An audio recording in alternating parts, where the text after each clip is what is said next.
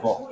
If you still want the water candy, I would say keep maybe by the seats, and that way you can keep your laptop. I don't want to put the water so close to the wire. Or you can keep the glasses here, but like the pitchers, you can next to the seat. So he wants to put his laptop. Well, so we're officially live now.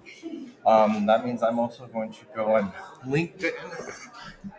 And then check. Cool. So how's everyone doing? Cool. Let's say we're gonna technically the show started 2 minutes ago, but Nick just ran out, so we're gonna give him. Oh, there he is. What's up? Nick, let's start the show in 30 seconds, not 30 minutes. Let me go tell Jacob over. Okay. Cool.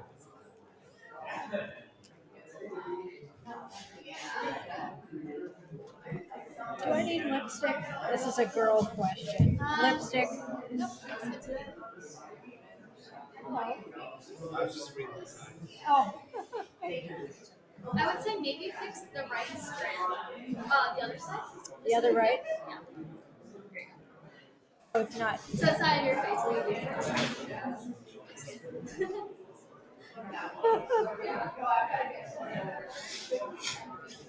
And they're going to start a cocktail party at 7 o'clock. Perfect. We'll be done at 7, right? Yeah. Oh, this will be a shorter episode, and then we'll just go through that, and then we can. Okay. So we have. So for those of you, So I'm just going to direct this to the people who are streaming and watching us.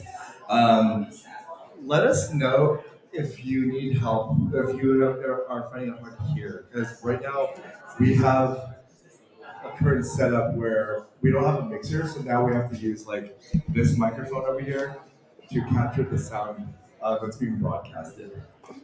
And no, this is not at Chat 15. This is at a different co-working space in. I'm blanking on the district. We're currently in the financial district. See, this is something you have to get used to as well, because instead of talking to an audience here, we also have the invisible audience that's watching us right now. So, something I learned from during the pandemic, I started streaming. And one thing about streaming is like, instead of you talking in front of a live audience and you get to engage with them, they're streamers. They're like, they're invisible people that you'll never meet in their own computers. So you just have to trust that they're there and you just speak directly to the camera. And that is that is a whole different experience, all in itself. Trusting that the audience is there. Exactly, because this is where the whole because I work in social media, right? And I was telling yesterday Jacobo that the two biggest levers that we have in social media is reach and engagement. With reach, it's like how many people have seen whatever you created, but engagement is like how many people are talking about it. So that's and that's how you gauge how well you're doing online. So, and then how this translates here is that reach is how many people are currently watching us. And then you can say engagement is the activity happening in the chat, the reactions happening in the chat, the people reposting, resharing our stuff. This is how you gauge the overall impact that your piece of content is. Okay.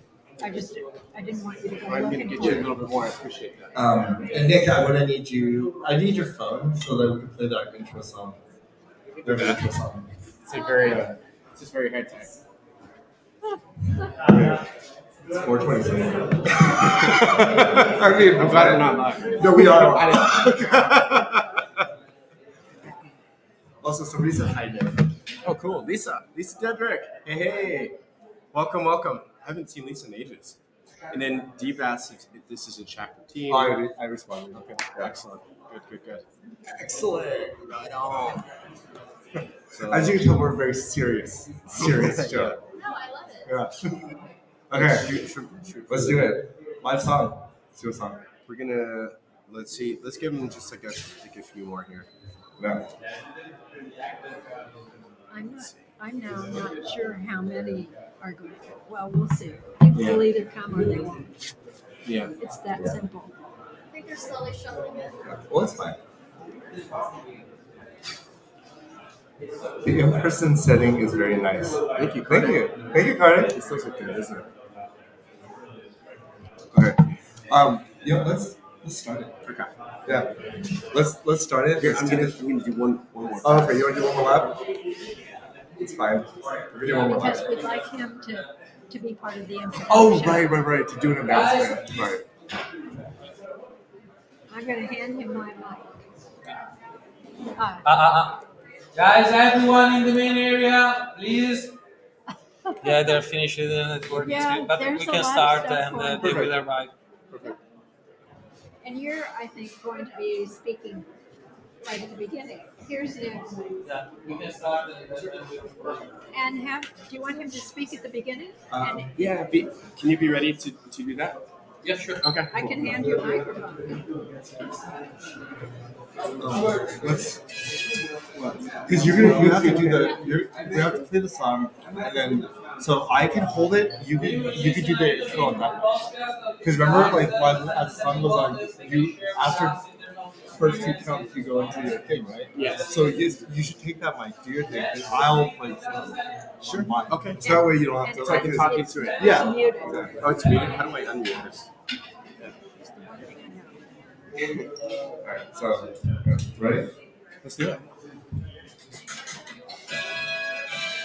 Volume up and all right, everybody, welcome to the 111th episode of Silicon Zombies. We connect live with brilliant innovators, thinkers, and entrepreneurs to demystify emerging technology and also provide access to our community of all these brilliant brains. So we are so thrilled to be coming live from 710 Sansom, Innovate SF, so the Italian Culture and Innovation Hub. So before we get into our sponsors, I want to do a quick shout out for Jacopo. Please, Jacopo, you've got the floor. Share a little bit about what you and the team are building. Yeah. And then maybe come stand a little bit over here so everybody can see you. Okay. Perfect. There you go. First of all, thanks guys for being here. It's so amazing to share with your amazing guest your experience. We are right now hosting as an Italian Innovation and Cultural Hub. That is a multi-year initiative of our government. It's an initiative of the Ministry of Foreign Affairs with the embassy, Italian embassy at Washington. There's an important role of the consulate in San Francisco, obviously the Italian one. And we are selecting the best Italian startups. And we started since November. We will do this for 4 years. And in total, we'll be selecting 550 startups, and there's so much work to do, and so many testimonials, so many know-how to share with them. By now, you can see in the other part of the area and in our amazing venue, we are hosting the second batch of startups, 30 companies in total. And next Thursday, we will share some testimonials, some pitches, their product, their services with you. Thanks to your amazing podcast. Then thanks to be here. Thanks, guys, and enjoy the venue, enjoy the session. Where can folks learn more about Innovates? Is there a website? Yeah, there's a website, innovatesf.com. Thanks, Nika. Mm-hmm. And even if we select just Italian companies to open, to expand their businesses also in US, our doors are always open to the American ecosystem and in general every innovation ecosystem that can help our businesses to grow also in another country. Thanks, guys. Beautiful. Awesome. The Italians, they know how to dress and throw a good party, so definitely come check out Innovate. So quick, before we get into our guest for today and what we'll cover, a quick shout out to our sponsor, Primero Negocios. Excellent team for getting local customers. We'll put their website in our show notes and the Codex as well. So if you're looking to build a product, web or mobile, go to codex.com. Wonderful team. Has helped a ton of our community already. So let's get into it. We've got Lanie Denslow here, and we're super thrilled to have Lanie. Lanie is the chair of the advisory board for the Global Chamber of Commerce, which I believe has over 500 chapters. Is that right? Yeah. Excellent. And so the really cool thing we're going to be covering today is what are the things that startups need to know when they're coming to the U.S. So the name of the title is Coming to America. So Great movie. yeah, great movie, and then Lanie's an expert in that. So let's get that kicked off. Lanie, tell us a little bit more about yourself, so we can move into things. Well, let me tell you for a minute about the Global Chamber of Commerce, which is also one of our sponsors tonight. And the Global Chamber of Commerce is a membership organization committed to accelerating international trade and investment. And the goal is to have global chamber members in 525 metros around the world. So if you want to connect not only with this group, but with others in Italy, in Milan, and in Rome, there are global chamber people there.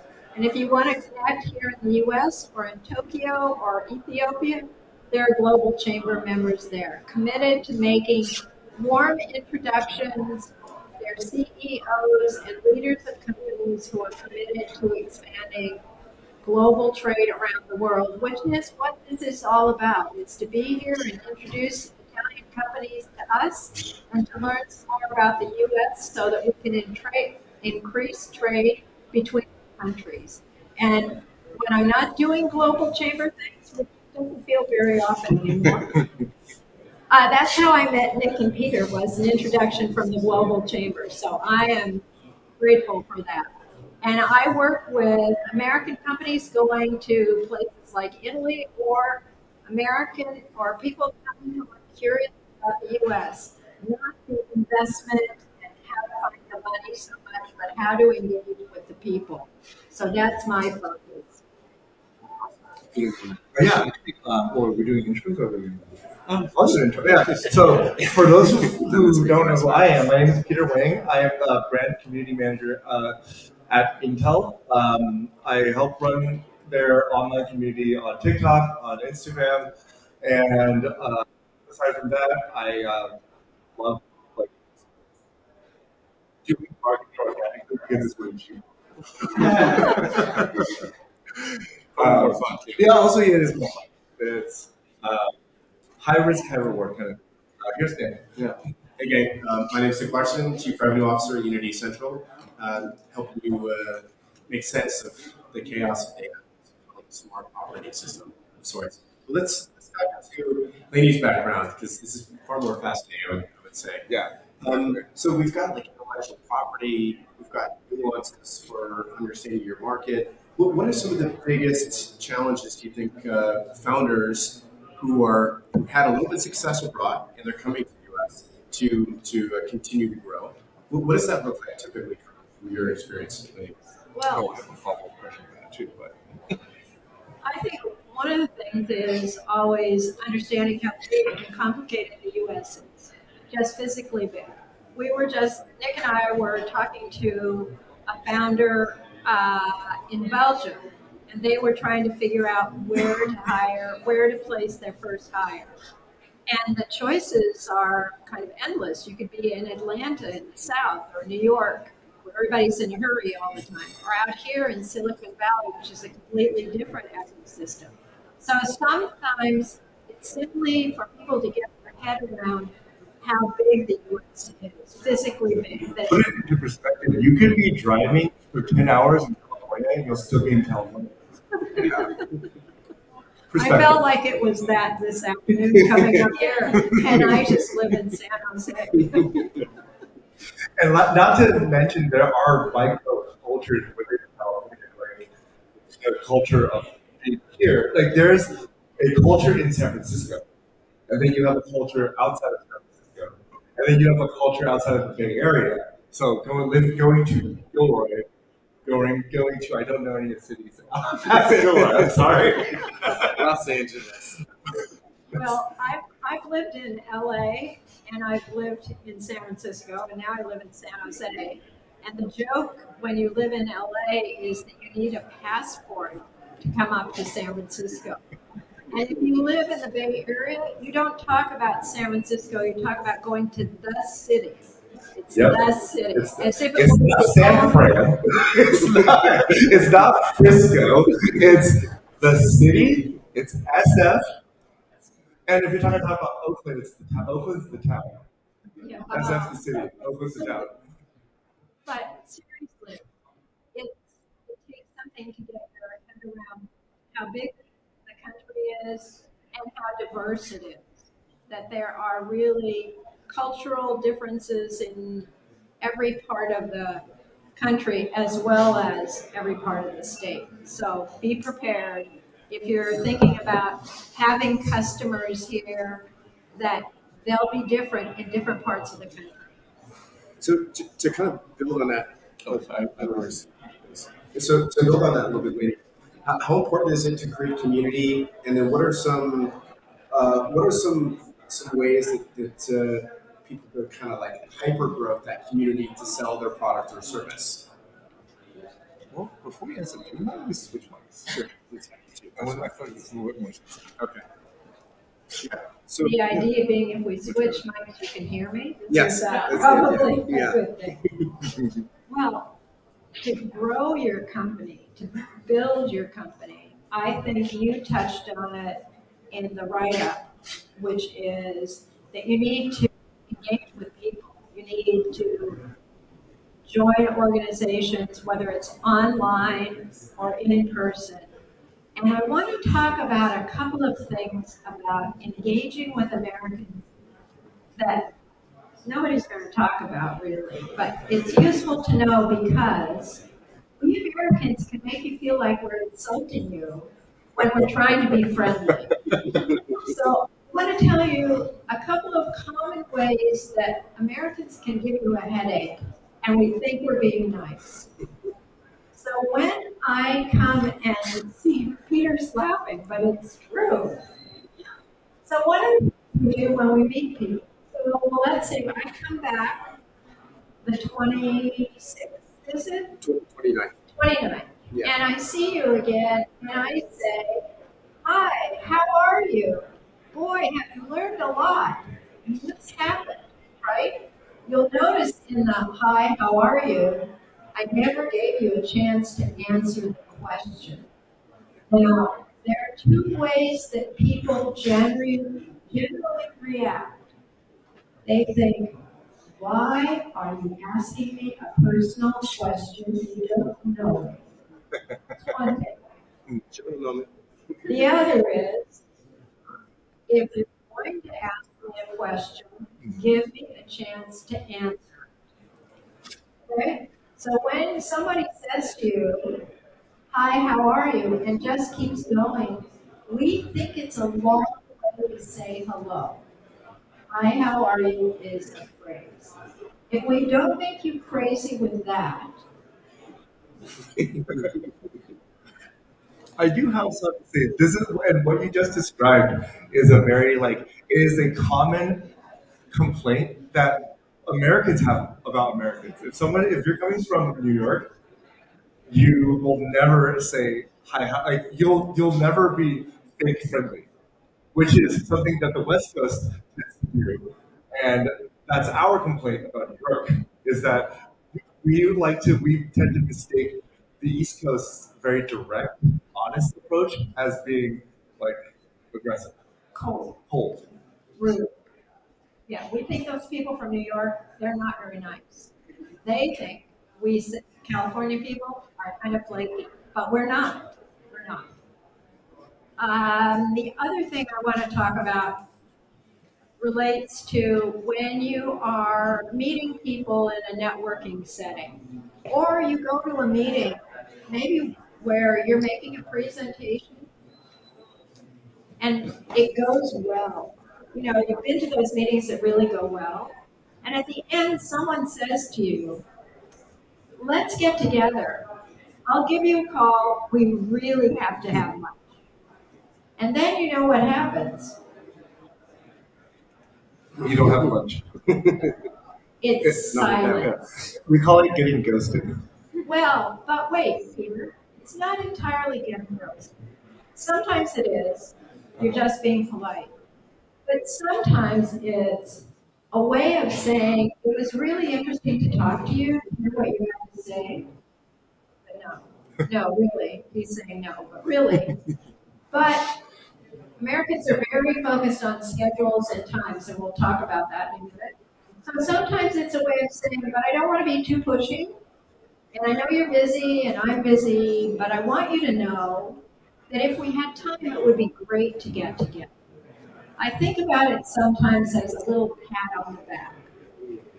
And it also is permission, I think, for you to pick up the phone and call or send an email or a text and say, let's get together, when do you have time? So don't think that when there's no follow-up that you've been intentionally ghosted. So you're saying there's still a chance? There's still a chance. How do we know, how do founders know when there's genuine interest? And then how do you be not too pushy, like take your phone out, your calendar, a lunch date right then, but also not let the opportunity fall. Wait, you're not supposed to do that? I've done it before. I think it can work. But how do you navigate that? If I had a magic way to do it, I would tell you. Okay. But for me, I usually, after a while you can tell. I can say, oh, do you want to set something now? And they'll say, oh, you know, I have to do something, or why don't you text me some dates that you're available? And sometimes I just assume it's sincere, and the next day I follow up. I like to believe that people who say let's do lunch actually mean let's do lunch, just maybe not tomorrow. By the way, a fun fact, I don't know what the exact percentage is, but supposedly if you can get the prospect's text message and start texting them, there's like a 90% likelihood you will close the deal. So if you can't, and obviously there's different levels of like email or text or WhatsApp or carrier vision or whatever the case is. If you can get into the place where you're texting the other individual, you can grow the relationship faster and more deeply because of that. So you're saying like slide into people's DMs? Slide into the DM.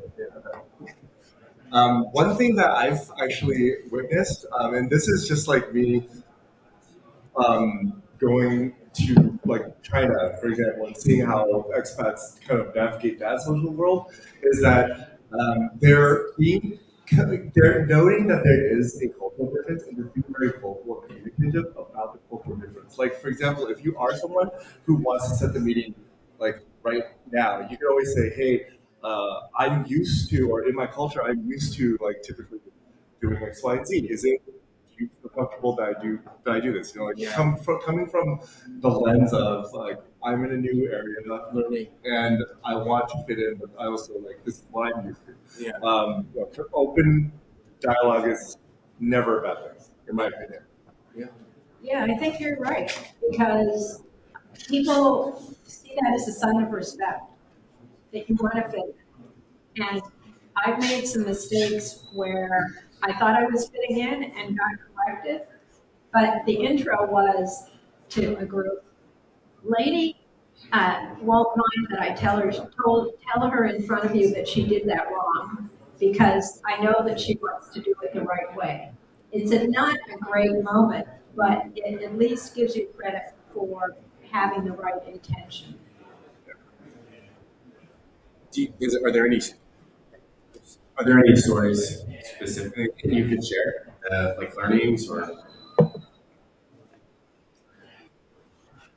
I think about, I think about one workshop I did where I was talking about the different ways that people communicate. You know, we Americans have a reputation for being very direct and in a hurry and keep it short and keep it to the point. And I was talking about that other parts of the world, communicating is about building a relationship as well as about getting some business done. And this woman in the workshop said, oh my God, that's why they send those weird emails.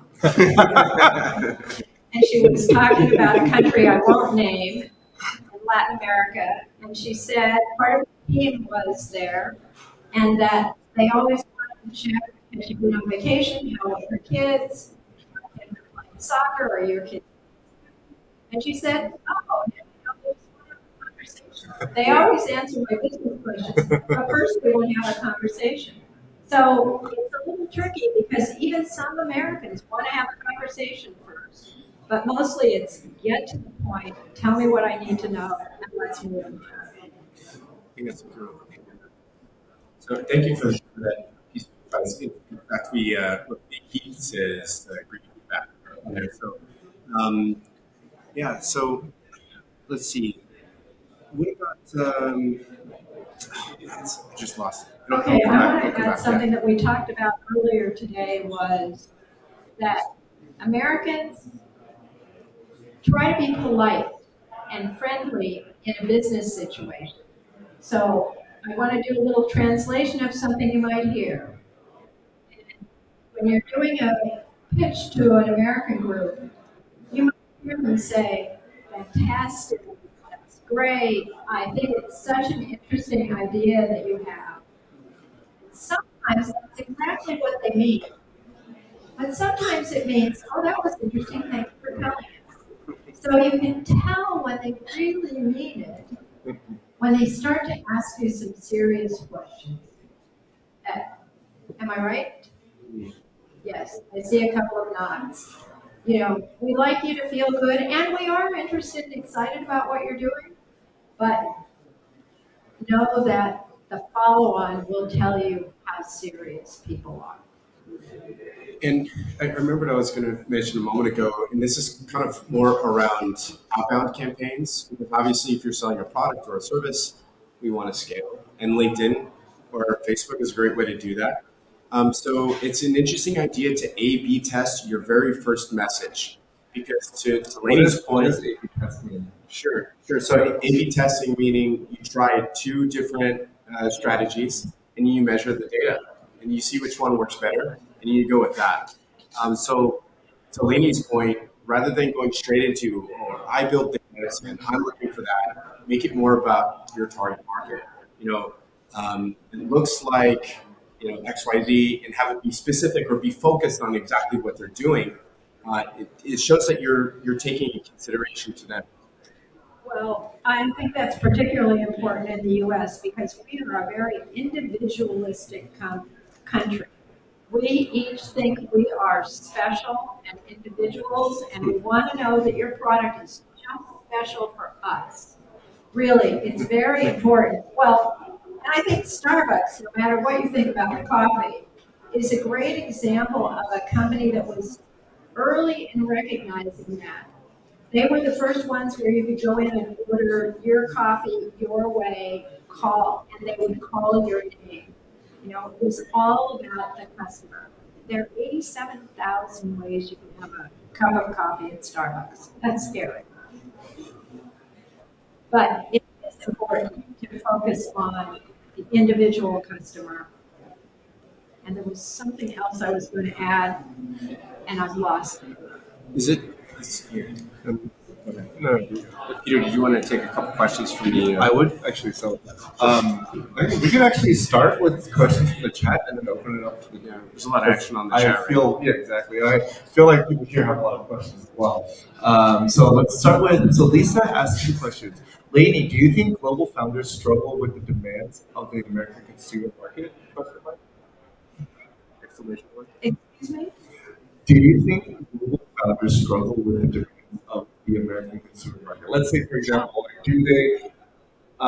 are they able to anticipate what the Americans want? I think it's a challenge for everybody. Americans and people from any place in the world is to sort out the customers and really feel like they can answer the customer that they're trying to reach. It's not easy. And I guess question for both of you is, how do you, if you're coming in and you're new to America, you're new to the American culture, and you have to navigate the business world on top of also finding out what does demand look like in America? How would you go about doing that? You need to find some good guides. You need an organization like this and support you and is familiar with the market. You need a resource like that. You need a good attorney, a business attorney who can help you make some deals and navigate the legal issues. You need a great CPA. I want to really stress that. Yeah. Good attorneys. When is the right time to get an attorney? When's the right time to get an attorney? I think when you're really serious about bringing a product into a country, that you should also at that point be talking to a business attorney and an associate like we're in today can help you find the right person, because there are so many rules and regulations everywhere about every kind of product. You want to know before you go too far down a path what kinds of barriers there are, what you have to meet before you get too far ahead of yourself.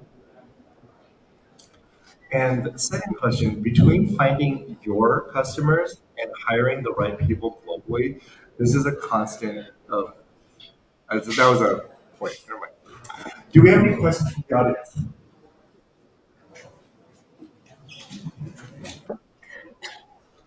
Yes, so I do have a question with regards to, if I'm now a global founder that's looking at coming into the market, where do I start? Because there's 50 different states, there's all these different cultural differences in each single state. What's the best way to navigate, A, my product is fit in the market, and how to start having that conversation? Let's get one. I can answer it. Yeah. Start. Here, you want to take the first slide? So I have worked in the startup space here for about like 12 years, and I know that at least for the Bay Area, this community is pretty good for like wanting to be early adopters. If you want to look for early adopters, like starting in the Bay Area is that's one of the benefits of living in the Bay Area, is that you get to have access to people who are willing to try out new tech, and especially if you're in that like MVP round, you want to fix all your kicks before your real go-to-market strategy. This, like getting the right type of data here is priceless. Yeah.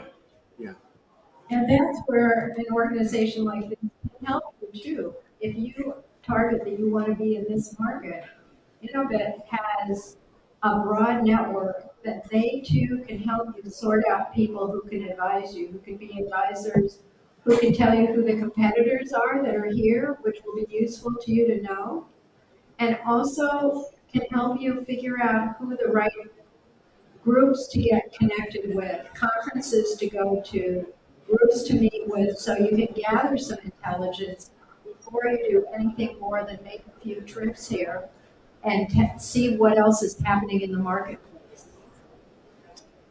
That's great advice. I think it also matters who your target market is, because theoretically you can reverse engineer it. If it's a super innovative product, to Peter's point, maybe it makes sense to go somewhere where they're going to be open-minded to it. If it's more of a mass market adoption play, maybe you've got some strategic relationships with existing channels, grow quickly. I mean, it's all about the lowest hanging fruit, I think. What are your thoughts? I think that there are a number of ways to do it, but I think one thing is to find the people who already know wherever you're planning to market and do some serious research, and nothing replaces being on the ground. Going and meeting people there, talking to people, seeing what other products are being used, and getting to know really that place. Don't just take a vacation to Rome and decide that's your headquarters. I wouldn't mind that, but we have a question here. Rohit asked, are there any major drawbacks in doing it in the Bay Area? And do you think anything will come up to replace it in the future? I guess any major drawback starting out in the Bay Area. I think there's certain industries that just doesn't do well here. For example, energy is one that I'm thinking of. Although I could be wrong, I have no idea. I would say, in terms of like entertainment, it might be better to be in LA versus the Bay Area. Um, Maybe I also know that if you're creating like a video game, it's better to be either in Seattle or in LA instead of the Bay Area. Um, Peter, I think you're right. And there are hubs of innovation all around the country. Boston's doing, it's known for some of their medical work. LA has Silicon Beach, yeah. entertainment and related things. There's some things around animals going on in Kansas City. There's a big tech presence in Atlanta, Georgia. Oh yeah, that's where tech So- starts. Yeah, so I think you really need to think about the Bay Area as an interesting place, but think first about the product or service you're offering and see where the best place to be. And in most places, there's an American, French, American, Belgian Chamber of Commerce, and then there's the Global Chamber of Commerce. They can introduce you to people in most of the major metropolitan areas of the world who will answer your questions and share information with you because that's what global chamber people are there to do.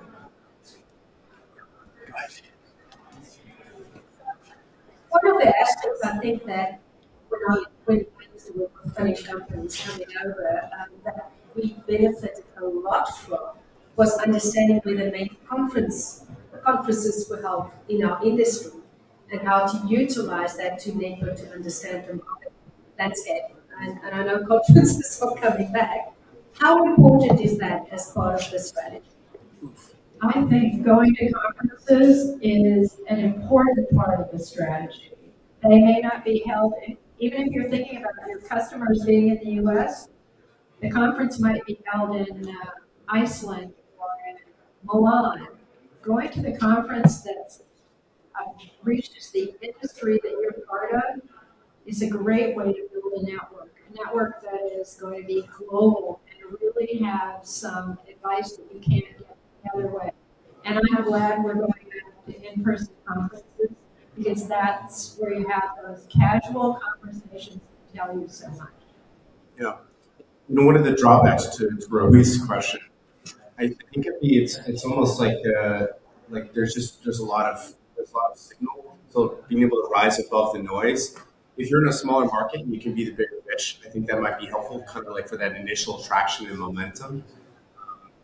But maybe, Lanie, can you share with us some of the wins that the Global Chamber has had in being able to make introductions? I think Rich Branson was one of the connections, if I'm not mistaken. I think so. That's a story before my time. But I know that I've made connections in Africa and a great connection in Tokyo. And I've seen people in New York make great connections.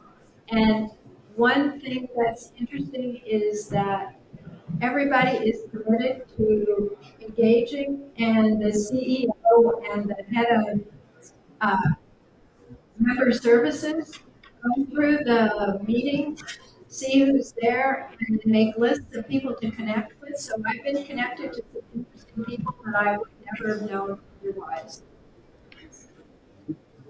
Go ahead. Well, one other thing that's kind of interesting is, and I've shared this before, but about 8 years ago, I started a list. This is a VIP list that I've got, and it's when you meet decision makers or folks that are influencers, and they have high integrity, because your relationship with other folks, if you lead with value and you act with integrity, you'll be unstoppable. The other thing is there's this concept of Dunbar's number, where we can really only remember about 150 people. So if we use this list, where you can lead with value, we've got their LinkedIn right there, another column for keywords, so you can reach out and be consistent. You got like the recency principle, that can be super valuable as well. Mentioning Dunbar's number makes me think of another aspect of Americans. So one thing about Dunbar's number is it talks about you have a small circle of friends, and that's very true for Americans. We have a small circle of close friends, the ones we call when things go well, the ones we call when things don't go so well. We have lots of what other people would call acquaintances, casual friends that we work with, that we might go to the gym with, and we sometimes don't see them for months or years at a time, and we still talk about my friend who's this, and my friend Peter, and my friend Nick, and I might not see them for several months or talk to them. So don't be surprised sometimes when Americans sort of come and go. It's not all ghosting you. It's that they're busy and have lots of different circles of friends. And that is one thing to remember. What's the best way for a foreign founder that is coming to the U.S. to brag about it? Or maybe not brag, but pick. Oh, well, we like people to tell us their stories, and we are very big on marketing, and we are very big on telling you how wonderful we are. I'm special and unique. We know that. So I think that you have to be out there and use the technology, use the network, be active on LinkedIn. Peter can tell you more about the best ways to reach people than I have. But bragging and talking, I think bragging is a hard word, but being clear about what's special about what you do is really the important thing. I think talking about how awesome you are face to face is considered rude, but doing it on social media is totally rude. In fact, it's encouraged. And also, like, third-party validation can be helpful too. So if you have part of your community that can say, like, "Oh, I had a great experience with this individual, and they solved this problem," it has more credibility, obviously. Right? Okay, after I told you all these things about how Americans are hard to like, I want to point out a couple of things that sometimes make us a little more likable. First of all, we're going to approach you as if we're going to like you. We come to a new relationship with the idea that we're going to like you, we're going to be interested in working with you, and that we want to hear what you have to say. And the other part is we have this attitude that we are impressed by people who are trying to do things. That's true. And that you hear the expression fail fast, fail forward. So you can translate the word fail to be first attempt in learning. It's about learning. And when something doesn't go right, we're much more interested in what did you learn and how are you going to do it the next time. And I think that's one of the attractive things about the American approach to innovation and connections is let's try it, let's see what happens. Yeah, definitely. I mean, I think one thing that's very uniquely American is like the acceptance of failure. And I think different parts of America are more accepting to that concept than not. I think San Francisco or the Bay Area is like a pillar in terms of like how many I don't want to say it's a pillar of failing. That sounds good. But we're like be for future show. But yeah, we are definitely a lot more accepting of people's failures. In fact, we celebrate it a lot more here than, let's say, somewhere like in New York or LA. Yeah, it's all context, right? So, like, what was the beginning of San Francisco? It was the gold rush. People from all over the world came here to hit it rich, like it rich. Now, ironically, the folks that were more, by and large, more successful was like the infrastructure, right? It's like the blue jeans and the cherry pies and the pickaxes. In fact, the pickaxes and shovels is a reference to that time. So that's one of the reasons NVIDIA has $1 trillion valuation, because they're creating these chips. So all of these, of course, the Intel guys that it's using NVIDIA guys, right? Yeah, I hope so. And so, yeah, so like if we think about how to approach somebody that could be valuable to your startup, like this is all about trying something new and not being afraid of if you're going to screw it up. And so if you approach it with that kind of positivity, I think you'll have a lot more success. Well, I just think So, but just to clarify, we're not saying like be someone you're not. We're just saying just be vulnerability. Take more risks. Yeah. But like Don't say you like graduated from Harvard. Be proud of what you're doing and be excited. And I'm excited to come back and hear about all that you're doing the 26th. 29th. 29th. I have a hard time with that, but it'll be a great time to celebrate. Yeah. Do we have any other questions in the audience? Yes, right here. Go ahead. Nope. Okay. Great. Well, oh yes. Go ahead.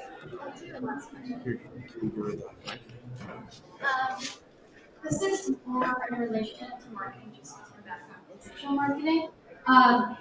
With visibility, I think especially in America, digital marketing is a very key element here. So I would say there are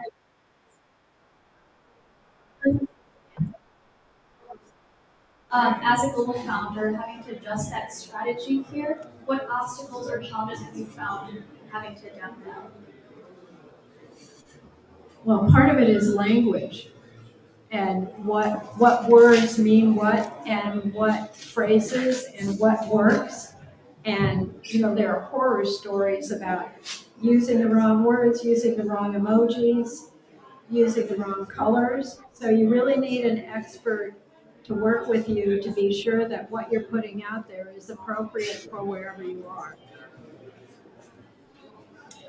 Segmentation also, I think, is really important. Chris Shannon, who was, I think, like 15 or 20 episodes ago, had a great talk about specific campaigns. So if you have one just for like the Bay Area versus abroad, keeping those two separate, making sure we're capturing all those data points so we can make appropriate decisions. The delineation between those, I think, is pretty helpful too. If you want to look at an example of a cultural faux pas, look up Volkswagen Italy Instagram. Just the name. Okay. And then the Chevy Nova. Yes, that's the original one. Yeah. Cool. All right. Well, if there's, yeah. Awesome. Thank you so much for the show. Yeah. And then we'll also be back on the 29th to interview all sorts of amazing Italian founders. So thanks so much to our sponsors, and check us out at SiliconZombies.com. Take care of yourself. Take care of yourself. Thank you.